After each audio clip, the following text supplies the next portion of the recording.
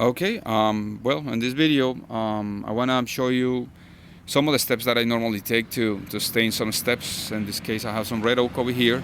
I'm trying to match the color that is right now existing in the house, which is that piece of wood that is there, it's pre-finished wood.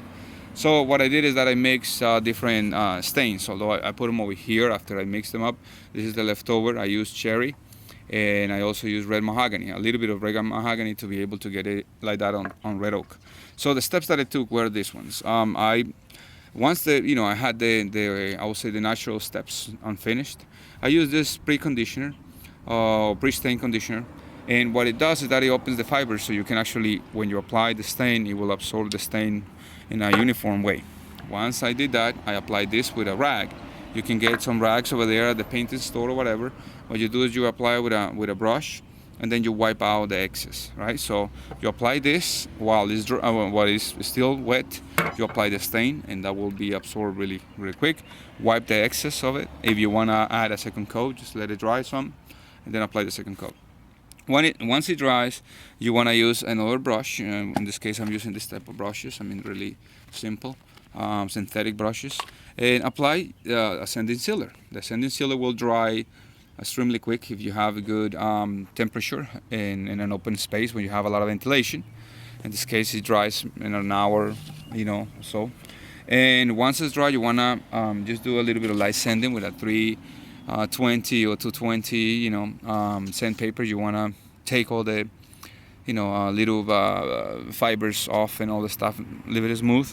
And the last coat will be this one. This is like a water-based polyurethane, which is really good, low odor, and it dries in 2 hours, which is way better than the regular polyurethane that I normally use. But I mean, this is stronger. It claims to be stronger, so it's really good.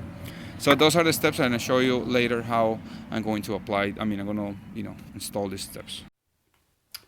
So what I'm going to do is I'm going to, once we finish matching the color of the top steps, we're going to start working from the top of the house from the upper level of the house to downstairs. The carpet was removed, and now we're gonna, start removing about 3 steps at a time, working on the riser step, so we can, progressively come all the way down.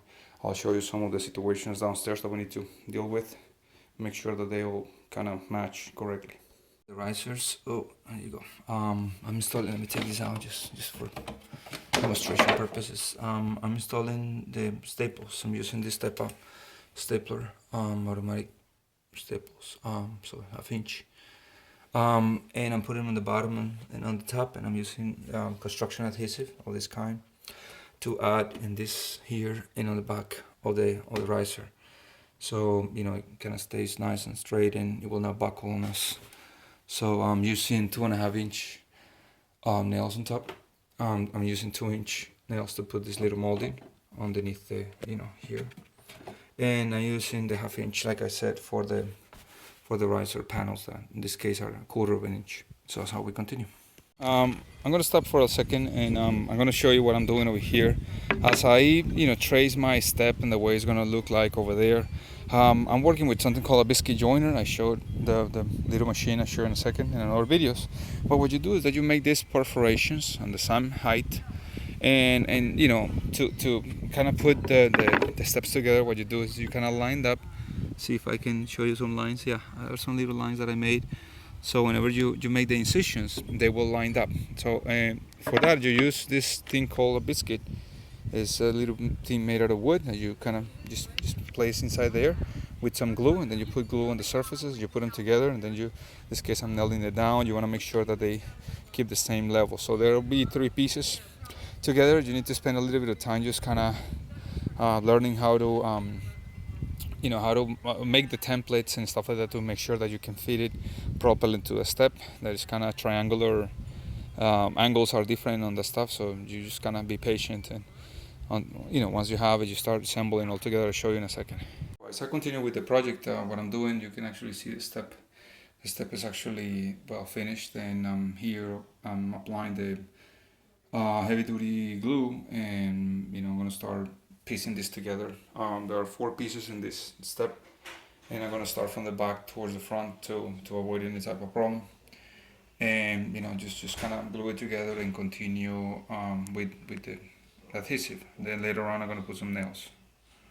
So I'm gonna stop over here because I'm working on the last steps, and I want to show you some of the stuff that I've been doing.